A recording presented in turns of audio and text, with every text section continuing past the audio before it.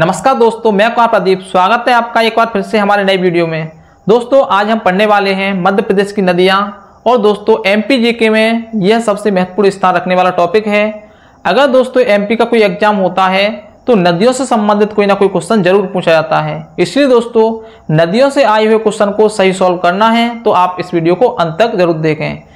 दोस्तों वीडियो को स्टार्ट करने से पहले अगर हमारे चैनल पर आप नए आए हैं तो चैनल को सब्सक्राइब करें और बेल आइकन दबाना न भूलें, जिससे हर वीडियो का नोटिफिकेशन आप तक पहुंच सके। स्टार्ट करते हैं दोस्तों। हम दोस्तों इसे देखेंगे मानचित्र के द्वारा और प्रत्येक नदी को मानचित्र में दर्शाएंगे। लेकिन दोस्तों इससे पहले मैं आपको बता दूं कि मध्य प्रदेश को नदियों का मायका कहा जाता है, क्योंकि दोस्तों मध्य प्रदेश में सबसे ज़्यादा नदियाँ बहती हैं और मध्य प्रदेश से सबसे ज़्यादा नदियाँ दूसरे राज्यों में जाती हैं। चलिए दोस्तों स्टार्ट करते हैं। तो सबसे पहले दोस्तों हम बनाएंगे मानचित्र और मानचित्र में प्रत्येक नदी को दर्शाएंगे। उसके बाद उन नदियों की विशेषताएं देखेंगे। तो सबसे पहला काम है दोस्तों हमारा हर बार की तरह मानचित्र बनाना। और दोस्तों मानचित्र को आपको भी देखना है, जिससे आप भी मानचित्र बनाकर नदियों को दर्शाएं और आप नदियों को अच्छे से समझ पाएं। तो मानचित्र मध्य प्रदेश का कुछ इस तरह से बनता है दोस्तों, ध्यान से देखना, क्योंकि मानचित्र से चीज़ें बहुत आसानी से समझ में आती हैं। कुछ इस तरह से आकृति है मध्य प्रदेश की, ध्यान से देखते जाना दोस्तों। यहाँ सीधी सिंगरौली वाला भाग है, इधर दोस्तों शहडोल और अनूपपुर वाला हिस्सा है। देखो अब इसे कुछ इस तरह से बनाएंगे। यहाँ पर दोस्तों क्या है, गुना है, और यहाँ इस तरह से यहाँ नीमच मंदसौर वाला भाग है। फिर दोस्तों इधर इस तरह से बनता हुआ यहाँ क्या है, यहाँ है दोस्तों बड़वानी, और यहाँ है बैतूल। और इस तरह से दोस्तों एमपी का चित्र बन गया। अब दोस्तों इस चित्र में हम क्या करेंगे, प्रत्येक नदी को दर्शाएंगे और हर नदी की विशेषता देखेंगे। तो चलिए दोस्तों अब हम दर्शाते हैं नदियों को एक एक से। तो सबसे पहले दोस्तों हम दर्शाएंगे इसमें मध्य प्रदेश की सबसे लंबी नदी और मध्य प्रदेश की जीवन रेखा जिसे कहा जाता है, वो है नर्मदा नदी। और ये है दोस्तों अनूपपुर से निकलती है, यानी कि जिला अनूपपुर है, जिला अनूपपुर। और इसका उद्गम स्थल क्या है, अमरकंटक। अमरकंटक से निकलती है और जिला क्या है दोस्तों, अनूपपुर। ध्यान से देखते जाना दोस्तों। यहाँ से कौन सी नदी निकलती है, यहाँ से निकलती है मध्य प्रदेश की सबसे लंबी नदी और भारत की 5वें नंबर की सबसे लंबी नदी है नर्मदा। कुछ इस तरह से इसका प्रवाह क्षेत्र है और ये इस तरह से बहती हुई कहाँ चली जाती है, महाराष्ट्र से गुजरात और गुजरात से खंबात की खाड़ी में चली जाती है। यानी दोस्तों ये नर्मदा नदी का क्या है, प्रवाह क्षेत्र है, जिस क्षेत्र में ये बहती है। और दोस्तों मैं आपको बता दूं नर्मदा नदी सतपुड़ा और विंध्याचल के बीच में बहती है, इसलिए इसे क्या कहते हैं, नर्मदा घाटी भी कहते हैं। इसका नाम क्या है, नर्मदा नदी। ये है नर्मदा, और इसकी लंबाई भी लिखते हैं दोस्तों। इसकी लंबाई है 1312 किलोमीटर। 1312 किलोमीटर दोस्तों इसकी टोटल लंबाई है। और अगर हम देखते हैं मध्य प्रदेश में इसकी लंबाई कितनी है, 1077 किलोमीटर। मध्य प्रदेश में इसकी लंबाई 1077 किलोमीटर है। ये दोस्तों मध्य प्रदेश की जीवन रेखा कहलाई जाती है। उसके बाद दोस्तों ऐसी ही इसी दिशा में बहने वाली एक और नदी है, उसका नाम है दोस्तों ताप्ती नदी। और वो कहाँ से निकलती है, वो निकलती है बैतूल से। और इसका उद्गम स्थल क्या है, मुल्ताई। क्या है, मुल्ताई तालाब है। और इसका जिला कौन सा है, बैतूल जिला है। बैतूल जिले से निकलती है। ये भी नर्मदा की तरह उसी दिशा में बहती हुई, यानी कि इस तरह से बड़वानी और महाराष्ट्र और गुजरात में जाती हुई कहाँ पहुँच जाती है, ये भी खंबात की खाड़ी में पहुँचती है। कहाँ पर, खंबात की खाड़ी में। दोस्तों यहाँ पर क्वेश्चन बनता है कि सूरत किस नदी के किनारे बसा हुआ है, तो इसका करेक्ट आंसर होगा सूरत ताप्ती नदी के किनारे बसा हुआ है। किसके किनारे? ताप्ती के। यहां पर इसका नाम लिखते हैं ताप्ती, और इसकी लंबाई है दोस्तों 724 किलोमीटर, 724 किलोमीटर। ठीक है दोस्तों इन दोनों की विशेषता है कि ऐसी कौन सी नदियां हैं जो विपरीत दिशा में बहती हैं या फिर पूर्व से पश्चिम की ओर बहती हैं। तो यहाँ आंसर होगा दोस्तों नर्मदा और ताप्ती। इन दोनों में से एक भी आ सकता है, तो दोनों में से एक आंसर हो सकता है। अब देखते हैं दोस्तों दूसरी यानी कि तीसरी नदी जो कि कहाँ से निकलती है? ये निकलती है इंदौर के पास से। कहाँ से? इंदौर के पास से, यानी कि इंदौर जिले से, और उसका नाम है दोस्तों चंबल नदी। कुछ इस तरह से उत्तर की ओर बहती हुई फिर राजस्थान में पहुंचती है, और राजस्थान से ये उत्तर पूर्व की ओर बहती हुई मध्य प्रदेश राजस्थान की सीमा बनाती हुई ये पहुंचती है दोस्तों उत्तर प्रदेश में। कहाँ? उत्तर प्रदेश। और उत्तर प्रदेश में जाके ये दोस्तों किसे मिल जाती है? ये मिल जाती है, एक ऊपर से नदी आती है यमुना, यमुना नदी मिल जाती है।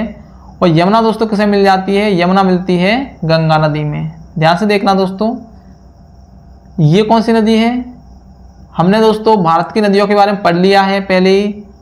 उस वीडियो का दोस्तों, उस वीडियो की लिंक इस वीडियो के डिस्क्रिप्शन बॉक्स में डाल दूंगा मैं। ये कौन सी नदी है? गंगा नदी। और ये कौन सी नदी है? ये है यमुना नदी, यमुना।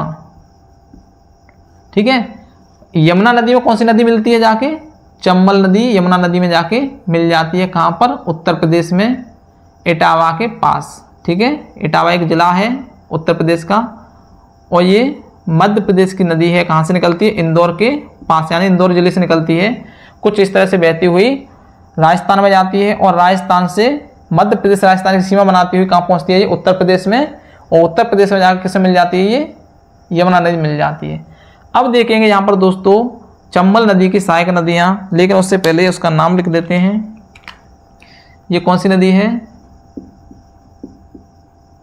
चंबल नदी। इसकी लंबाई कितनी है दोस्तों? इसकी लंबाई है 965 किलोमीटर। कभी कभी दोस्तों एग्जाम में लंबाई से भी क्वेश्चन बनता है, तो लंबाई भी साथ ही साथ देख लो, जहाँ से क्वेश्चन बनता है उनको देख लो। अब देखेंगे दोस्तों इसकी सहायक नदियाँ, और सहायक नदी कौन कौन सी है? इंदौर के पास से एक नदी निकलती है दोस्तों क्षिप्रा। क्या नाम है उसका? क्षिप्रा नदी। और ये भी कहाँ पर जाके किसे मिल जाती है? ये मिल जाती है चंबल नदी में। किस में? चंबल नदी में। और इसका नाम क्या है? इसका नाम है क्षिप्रा, क्षिप्रा नाम है। क्वेश्चन बनता है यहाँ से दोस्तों कि उज्जैन किस नदी के किनारे बसा हुआ है, यानी कि महाकाल की नगरी उज्जैन किस नदी के किनारे बसा हुआ है? तो क्षिप्रा नदी किनारे बसा हुआ है। और दोस्तों यही 12 साल बाद मध्य प्रदेश में 12 साल बाद क्या लगता है? यहाँ पर एक महाकुंभ का मेला लगता है, वो क्षिप्रा नदी के किनारे ही लगता है उज्जैन में। ठीक है, इसकी दूसरी सहायक नदी है जो कि कहाँ से निकलती है दोस्तों? वो निकलती है दोस्तों देवास से, और ऐसे बहती हुई कहाँ पहुँच जाती है? ये भी चंबल में मिल जाती है, क्योंकि किसकी सहायक नदी है? ये चंबल की सहायक नदी है। ये कहाँ से निकलती है? ये निकलती है दोस्तों देवास से, देवास से निकलती है। इसका नाम क्या है? इसका नाम है दोस्तों काली सिंध, काली सिंध नदी का नाम है दोस्तों। और ये किसकी सहायक नदी है? ये है चंबल की सहायक नदी। ठीक है, एक और नदी निकलती है दोस्तों जो कि सीहोर से निकलती है, यहीं पास में है सीहोर जिला, और ये भी कहाँ जाके मिलती है? ये मिल जाती है चंबल में। कहाँ पर? चंबल में मिलती है। इसका क्या नाम है दोस्तों? इसका नाम है पार्वती। क्या है? पार्वती, पार्वती नदी है ये। और ये कहाँ से निकलती है? ये निकलती है सीहोर से, सीहोर जिले से निकलती है। इसकी दोस्तों एक और सहायक नदी है, वो निकलती है दोस्तों गुना के पास, यानी गुना जिले से निकलती है, और ये उत्तर की ओर बहती हुई शिवपुरी से होती हुई भिंड के पास ये किसे मिल जाती है? ये मिल जाती है चंबल नदी में। ठीक है, और इसका क्या नाम है? इसका नाम है दोस्तों सिंध, इसका सिंध नाम है। यानी दोस्तों भारत की जो नदी है सिंधु, और ये मध्य प्रदेश की नदी है सिंध, जो कि चंबल की सहायक नदी है। ठीक है, ये यानी कि चंबल नदी हो गई और चंबल की सहायक नदियाँ हो गई। उसके बाद हम देखेंगे दोस्तों, ये निकलती है, एक नदी निकलती है यहाँ से रायसेन से। कहाँ से? रायसेन जिला है, लिख देते हैं रायसेन।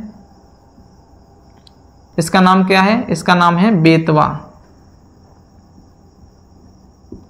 बेतवा। और रायसेन के पास से एक नदी निकलती है दोस्तों, उसका नाम है धसान। और ये किसकी सहायक नदी है? ये है बेतवा की सहायक नदी। बेतवा की सहायक नदी है, इसका नाम है धसान। धसान। ध्यान से सुनते जाना दोस्तों। अगर आपको एक बार समझ में नहीं आया तो दोस्तों वीडियो को दोबारा देख लेना, लेकिन आप नदियों को अच्छे से याद कर लेना। इसकी जो लंबाई है दोस्तों बेतवा की, उसकी लंबाई है 590 किलोमीटर। 590 किलोमीटर बेतवा नदी की लंबाई। बेतवा नदी को दोस्तों मध्य प्रदेश की गंगा कहा जाता है। क्या कहा जाता है? गंगा। ठीक है। और ये दोस्तों मध्य प्रदेश की 5वीं लंबी नदी है। ठीक है। अब यहाँ एक और नदी निकलती है दोस्तों जबलपुर के पास से, जो कि जबलपुर कहाँ है दोस्तों? यहाँ है। और यहाँ से एक नदी निकलती है कैन। और ये किसकी सहायक नदी है? ये है यमुना की सहायक नदी। कौन सी? कैन। ये भी उत्तर की ओर बहती हुई किससे मिल जाती है? यमुना नदी मिल जाती है। और ये कहाँ से निकलती है? जबलपुर। जबलपुर जिला है। क्या नाम है इसका? इसका नाम है कैन। कैन नदी है ये। एक नदी दोस्तों सतना से निकलती है और सतना से निकलकर उत्तर की ओर बहती हुई ये भी किसे मिल जाती है?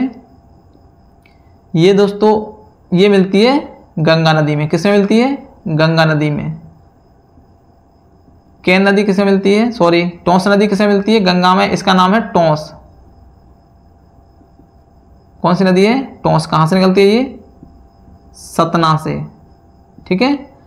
अब देखते हैं, यहाँ पर एक नदी निकलती है दोस्तों। कहाँ से? अमरकंटक से निकलती है, जो कि कुछ इस तरह से बहती हुई उत्तर प्रदेश में, उत्तर प्रदेश से झारखंड और बिहार में पटना के पास ये मिल जाती है दोस्तों गंगा नदी में। ठीक है। और इसका नाम क्या है? इसका नाम है सोन नदी। कौन सी? सोन नदी है। इसकी लंबाई लिख लेते हैं दोस्तों, क्योंकि जिन नदियों की लंबाई पूछ सकता है उनकी लंबाई लिख लेते हैं। इसकी लंबाई है दोस्तों 780 किलोमीटर। सोन नदी की लंबाई कितनी है? 780 किलोमीटर है। और इसको दोस्तों स्वर्ण नदी भी कहते हैं। कौन सी नदी? स्वर्ण नदी। ठीक है। सोन नदी की एक सहायक नदी है दोस्तों, और वो भी यहीं से निकलती है और कुछ इस तरह से इससे मिल जाती है। और उसका नाम है दोस्तों जोहिला। क्या नाम है? जोहिला। जोहिला किसकी सहायक नदी है? सोन नदी की। ठीक है। इस तरह से हमने कौन सी नदियाँ देख ली? उत्तर की, यानी कि देख सकते हैं कि गंगा की जो भी सहायक नदियां हैं वो देख ली। गंगा यमुना की सहायक नदियां देख ली। उत्तर की ओर बहने वाली नदियां देख ली। और विपरीत दिशा में बहने वाली नदियां यानी कि ताप्ती और नर्मदा नदी देख ली। ठीक है। अब देखेंगे हम गोदावरी की कुछ नदियां हैं सहायक नदियां, उनको। एक नदी यहाँ से निकलती है बैतूल से, और वो दोस्तों किसे मिल जाती है? जाके ये मिल जाती है गोदावरी में।